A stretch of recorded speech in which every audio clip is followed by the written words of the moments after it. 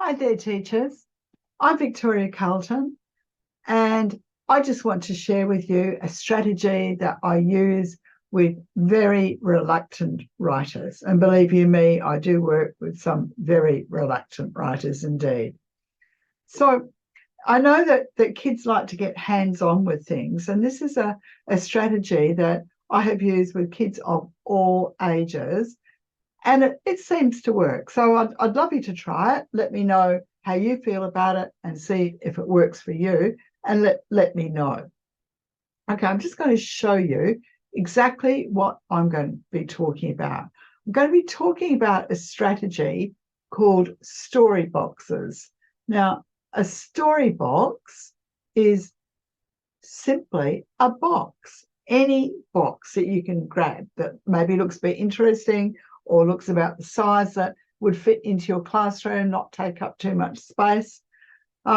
This is one that I have used with children, and this has been a very popular one. So it's just a little box, and in it, I'll usually put three, sometimes four items, very rarely any more than that. And the children have to actually relate those items together in a story.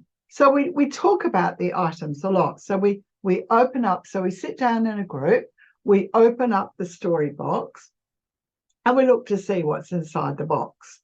So in this box, I've got a little golden ox that I've had for years, that somebody gave me for the year of the ox. I've got a cotton bud. I've got a small moonstone, and I've got a dollar coin. So they're just the sort of things that you just look around your office or your house or your classroom and you find bits. So you pick three or four things, you put them into a box, and I say to the children, I wonder what these could become. I wonder what these things could become. So if I'm wanting to relate this to grammar, obviously I can talk to them about nouns, I can talk to them about adjectives. We can describe the nouns as well.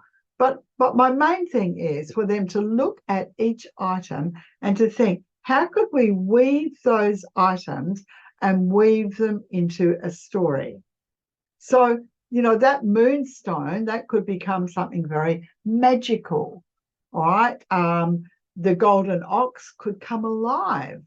The cotton bud could become some very magical polishing stick or something like that. And who knows what the dollar coin could become. So I get the kids to talk about that. So we do quite a lot of oral language first. So after I did this, there was one child who really is very quite a bright child actually, and his maths was really good, but he really found narrative writing to be a difficulty. It was a real challenge for him. And so this particular story box just seemed to unlock him. It was really interesting. So I helped him to put his story together, but this is what he wrote, and I was delighted. So at the time, this child was 10 years of age. So he called it the talking ox. Once upon a time, there lived a talking ox. His name was Benedetto. People came from far and wide to listen to Benedetto's poems. They paid his owner lots of money. So that's where, of course, I get the dollar coin in, and I've already got the talking ox in. Nobody knew that Benedetto had a magic moonstone. The moonstone gave him the power to talk. So the ox is called Benedetto. He has the power to talk because of the moonstone. Benedetto polished his magic stone every day with a soft polishing stick, which of course is the cotton bud. He wrote poems about his friends. Here is one of his poems. Pedro likes to eat. He has smelly feet. People run away. With him, they do not play. Now, I helped him a little bit with the rhyming, and I can remember I helped him a little bit with Benedetto because he said he wanted a name that sounded a bit Italian. All right, so I helped him with that as well. But the rest was his. And of course, I helped him with the spelling and I helped him with the grammar as well. But what happened in that story was that it actually opened a world for Michael. He realized that he could enter the world of stories, not just by reading them, but also being able to come up with his own stories as well. And when you can reach into yourself and you can write a narrative, any narrative, if you can make up a narrative, you've made something that wasn't there before. So for me, that is incredibly important that we find those sorts of things that we can open for children. I guess I've had a very fortunate life in that I've had a life where I've been blessed by books. I've got books everywhere.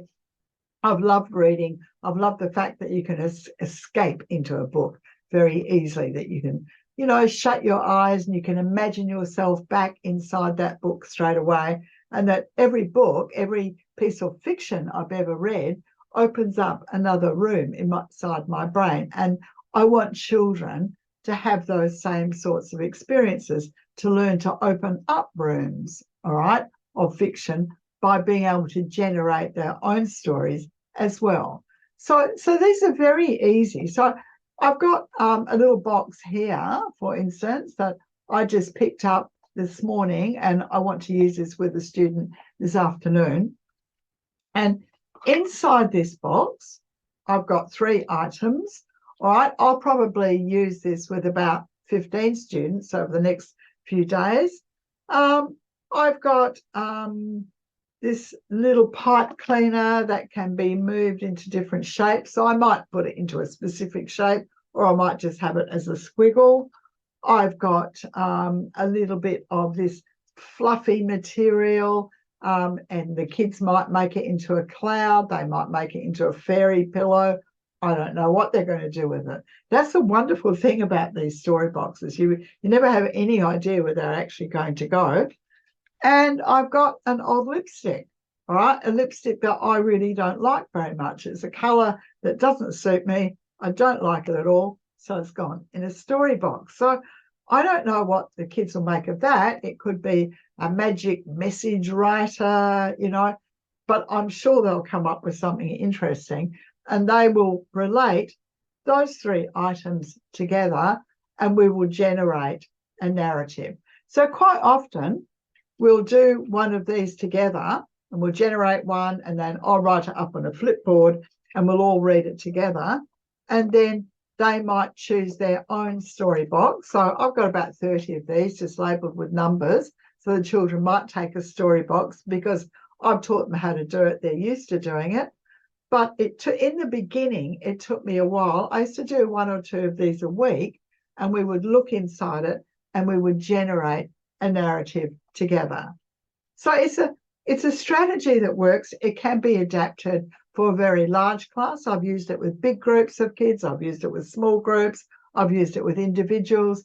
I also encourage children to take story boxes home to write a story with their parents at home, because it's very, very good for oral language as well. So I hope that that's been helpful.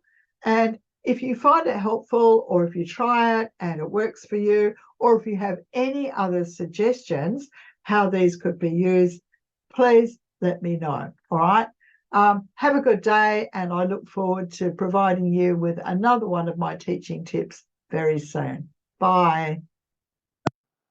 For more of Victoria Carlton's tips, go to YouTube and search Victoria Carlton Programs. Victoria's products are available on Teachers Pay Teachers. They cover literacy, emotional intelligence, and Sunday school lessons. Victoria's website address, blog, and email address are on the screen in front of you. Victoria Carlton reserves the right of copyright on all her products.